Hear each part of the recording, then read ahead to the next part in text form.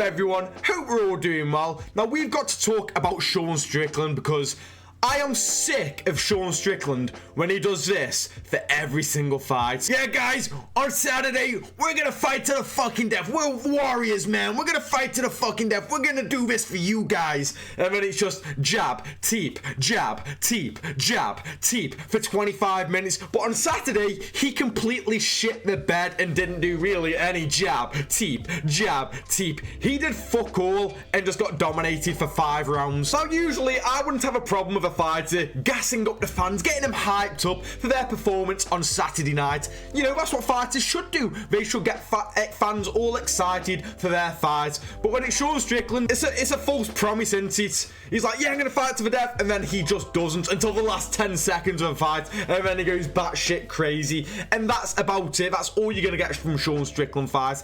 And it just annoys me. I mean, you even had for the full violence promo, you know, I did a video on it, and I had a load of Sean Strickland fanboys being Karens, giving me shit for it. Guys, I know you might not like what I'm saying, but what I'm saying is true, so deal with it. Kevin Holland fans, at least when I was criticising Kevin Holland, they didn't all go all Karen-y. The actual like, yeah, fair enough. Because what I'm saying is true, guys. Sean Strickland always goes out there and says, oh, you know, I'm a warrior, whoa, whoa, whoa. But you have someone like Sean Strickland, and then you have someone like Dustin Poirier. You don't have Dustin Poirier who's like, you know, yeah, don't get me wrong, he gasses his up, oh, we're gonna go to fucking war, all this, but he's not like Strickland, like, yeah, man, we're gonna go to fucking war, like, every single time, like, it's a fucking routine. He's not doing that constantly, but you actually get a war with Dustin Poirier. He actually means it when he says he's willing to go to war. He actually has wars. He actually has entertaining bouts. Sean Strickland doesn't, but he does a lot of that, saying that he will.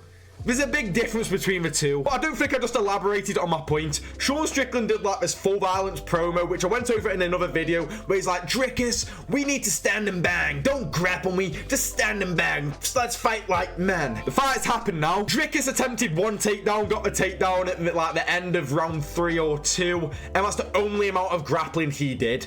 The rest of it was just standing in the center and striking with Sean Strickland, and he absolutely dominated Sean Strickland, and Sean Strickland just threw nothing. It was very weird that Sean Strickland decided to throw pretty much fuck all. I'm not like, he did throw at times, but compared to what we usually see with Strickland, especially when you compare it to the first fight, we barely got anything from him. And to be honest, I will defend Sean Strickland here, so you will like me, Sean Strickland fans. I believe that was mainly the case because of his staph infection. Obviously, going into this fight, he had that big staph on his arm. He denied it. You know, he was like, oh, I don't get staph, I give staph. Whatever the fuck that means, like, okay. But obviously, it was a staph, and I do feel like that did play an effect on his performance, because usually from Sean Strickland, he throws a lot of jabs, a lot of teeps. We've gone over this, and there wasn't even any of that, the bog standard shit from Strickland. We didn't even get that on Saturday night against Strickland